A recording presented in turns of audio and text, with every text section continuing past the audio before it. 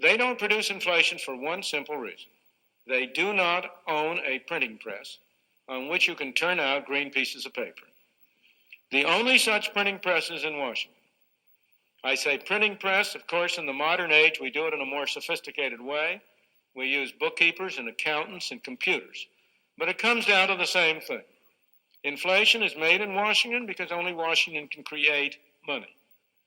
And any other attribution to other groups of inflation is wrong. Quickly, and I want to get Seema in here with a question. You just talked about inflation in the conference there. And it was it was very interesting. You say, we don't really know where it's come from. Welcome to the Crypto Teacher. And of course, I come back with that video just to make you think. And we had Steve Leisman from CNBC, or is it Steve Leisman, says with a straight face, we don't know where the inflation came from. We know the only people that create inflation is the Fed and Congress. That's why they keep the nation asleep. That's why they don't teach finances in school. Because if you understood the system, it would never work. Now, cryptos and stocks are taking a beating. We have Jay Clayton on regulation. And 2023 is going to be all about rolling out regulation because we know 2024 and 25, the new economy is going to give birth. Regulation is going to bring in those pensions and 401ks, plus the robots, algorithms, and drones. And over the next 12 to 18 months, we're going to see the speed up of the fall of America to Babylon and the rise of China the dragon with that digital yuan backed by that digital SDR. And remember, the Crypto Teacher told you because he knows when it comes to the New World Order, it's all planned out. You have a wonderful day. So long to get a regulatory framework for cryptocurrencies. What the heck is going on? Good morning, Becky. And the op-ed that you referenced is an effort to do just that. Say why is this so hard? And look, there's a number of factors, and I think if we understand those factors, we're going to do a better job of moving forward, which we need to do. I'll start at the end, which is the technology underlying the crypto, what I would say revolution, to use a loaded word, is going to come to finance. It's so compelling from an efficiency standpoint and a certainty standpoint that it's going to come. The problem is, how do we get there? And there's a lot of factors that have driven difficulty with this. One is pure emotion. And people on both sides of this debate have plenty of evidence. There's been plenty of fraud, and Chair Gensler is right. There's been plenty of non-compliance. There have been lots of losses. People, on the other hand, see the power of this technology, the network effects. They're dug in too. And how do we break that logjam? Well, we recognize what's driving this. And there's a couple of things there. One is raising money for ventures in the U.S. is largely an institutional exercise. We raise money for growth companies from institutions, not from individuals. Crypto tried to raise money from individuals. We also largely regulate domestically. Crypto is a global innovation.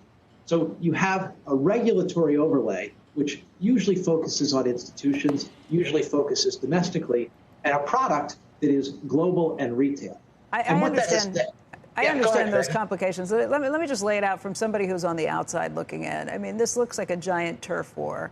The SEC and the CFTC can't agree on this. There are multiple plans that are moving through the Senate and through the House in terms of how you would break these things up. It just seems like it's a big turf war. And in the meantime, the crypto players are kind of running around and doing the same thing that Silicon Valley entrepreneurs, which is pick up the motto of, move quickly and break things and leave the regulators to catch up with you later. That seems like the mess we're in right now. You are absolutely right on both of those things. One I call the Uber effect, which is, Uber came in and basically said the taxi cab regulation is so arcane, so dated. We're just going to offer a compelling consumer alternative, and regulation will bend to us. There is a lot of that going on. The problem with that is you can't give up the core of our financial regulation to do it. You can't give up limits on leverage, requirements of disclosure, responsible parties. Agree, but that's what's happening in the meantime while this all plays out. And to your second point, we need regulatory coordination. It's a wide spectrum of products. There's some securities, there's some commodities, there are a lot of banking products. We need a wide spectrum. So how do we go forward? You're right. Get all those people in a room and let's do something that we can achieve. I think there's widespread consensus. We can achieve rules around stablecoins, essentially tokenizing what are known as today as bank transfers and the like, and bringing the efficiency of tokenization to that very safe space. No leverage, rules around the fact that you have to have backing or regulated banking supervision.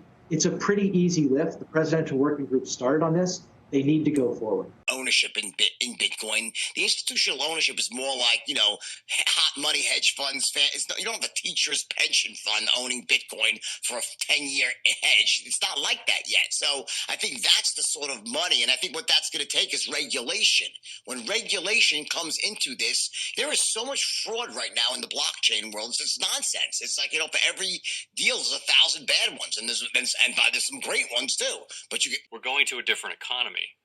And we're going to be learning more about that as we go. But clearly, we're learning that things can be done from remote locations. We're learning that technology can replace people even more than we thought.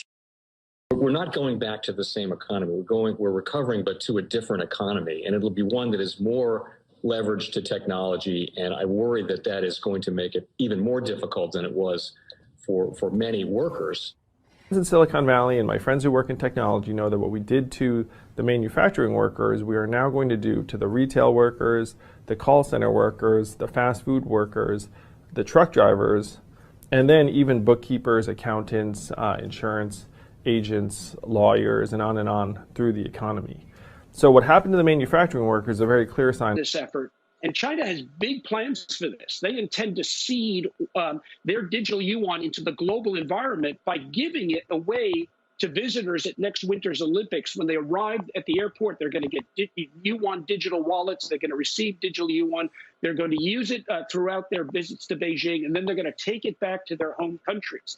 They see this as a huge advantage. Why? Because who controls the underlying protocols, who controls the underlying standards of the future of money will control the future of money.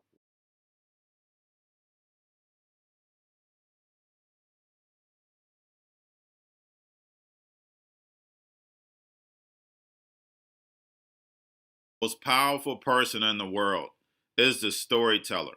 The storyteller sets the vision, values, and agenda of an entire generation to come. Steve Jobs. And guys, I truly believe in this. When you look at the New World Order, they're the storytellers. And that's the reason why I wrote my New World Order book. But guys, now it's time to change the current generation. And I wrote 3 kids' books. I love the Trinity because I understand the power that's in it. So I have 3 books. We have an opportunity to change the generation, to educate, not just me, but I want to show you that I take action on a daily basis. And I want you to take action on a daily basis. Whether it's your job, whether it's in your community, we have an opportunity right now to educate the masses. I posted this on my Twitter account. Please share, but this is a short clip of the 3 books. There's going to be a clothing line and action figures. Please get these books for your kids, nephews, cousins, friends, so therefore we can start the re-education now. Because as we see, the 4th Industrial Revolution foundation is definitely here. Robots, algorithms, drones, taking humanity out the picture. We have to re-educate. But let's get into the video. Part 1. King Joshua and Drama Tam save the village. Part 2. King Joshua and Drama Tam save New York. From COVID Stories 3. Part 3. King Joshua and Drama Tam goes to China. It's mandatory to get part 1, part 2, and part 3 of this series. It's time to re-educate Generation Z.